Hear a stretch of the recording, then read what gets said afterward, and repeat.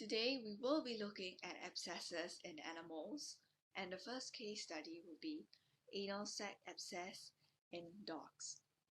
So this is a Jack Russell that came into Toa Payoh Vets with a swelling yellow and white abscess at the anus, and after antibiotics treatment, the abscess eventually ruptured. What is anal sac abscess? Anal sac abscess are painful infections of one or both of the small sac-like structures on either side of your pet's anus. About 12% of dogs will be affected by this disease.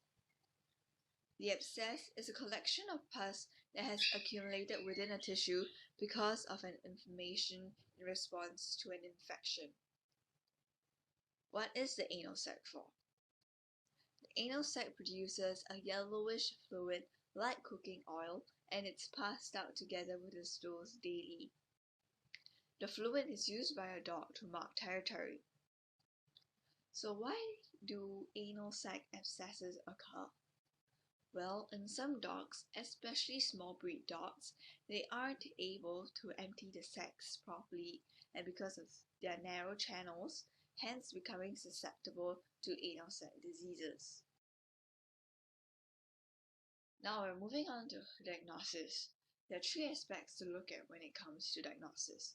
Firstly, the history of the animal. This encompasses an observation of the animal and the signs and symptoms it exhibits. If your pet is recently infected, it may show one or more of these signs or symptoms. Firstly would be the licking of the anal area. Secondly would be when the animal appears to be unhappy or uncomfortable. Thirdly would be when there's discomfort passing stool. Fourth, when there's scooting on the floor, which is also seen when the dog rubs its butt on the floor or carpets. Fifth would be biting or chasing its tail. And lastly, we are swelling of the anal area. It would then be followed by a physical examination where the vet will examine the animal in two aspects, visual and palpation. For the visual aspect, the vet will be looking out for swelling at the anus, yellow and white abscess at the anal sac, or ruptured anal sac. For palpation, perhaps it can be manifested when there's pain, when the vet touches the area, or tenderness. Lastly, it involves an abscess culture where the tissues will be removed from the abscess and sent to a laboratory to culture the bacteria to aid in the identification of a suitable antibiotic. Now we will be moving on to the surgical procedure for the treatment of anal sac abscesses. For anal sac abscesses, there are two types of cases. Firstly, when the abscess has ripened, and secondly, when the abscess has not ripened. When the abscess is ripened, meaning it's going to burst soon and it looks soft, then the vet will just lance it. However, when the abscess is not ripened, the vet may put the animal on antibiotics for about 2 days before lancing it or allowing it to rupture on its own. In both cases, surgical treatment of the wound is necessary. Now we will be showing you 3 videos of the entire surgical procedure, and narration will be comments by Dr. Singh on the surgical treatment procedure. Firstly, will be to place the dog under anesthetic. The procedure is simple as it involves cleaning the area before doing an injection, and this is usually for intravenous anesthesia.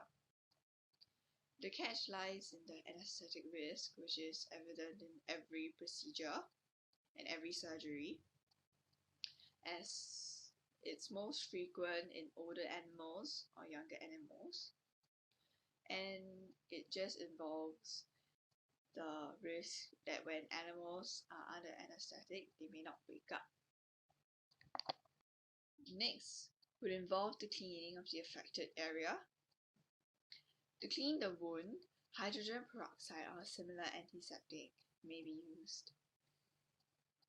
And this is essential to keep the area hygienic and to prevent infection, etc.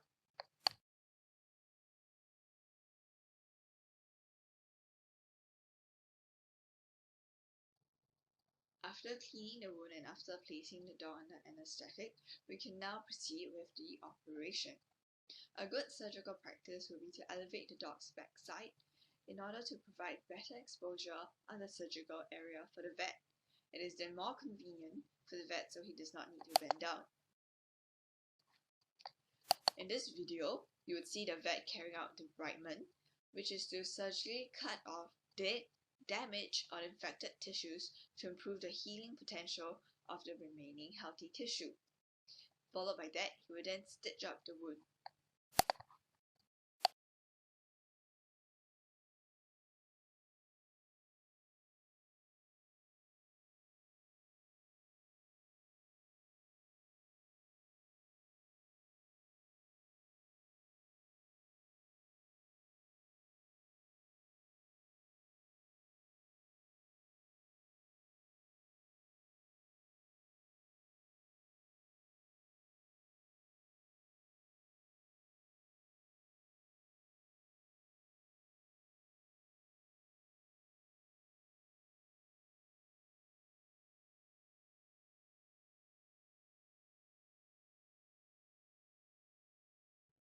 After surgery, the dog still requires care.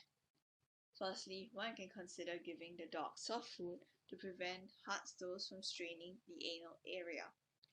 Secondly, the vet will also provide painkillers, antibiotics, and an e-collar to prevent the dog from licking the affected area. Here's a simple summary of the timeline before and after surgery. Firstly, we just have to carry out diagnosis, and as you can see in this video, the dog looks really afraid, and hence people should be careful when handling such afraid dogs. In addition, pre-surgery also involves shaving the affected area to prevent hair from interfering in surgery, etc.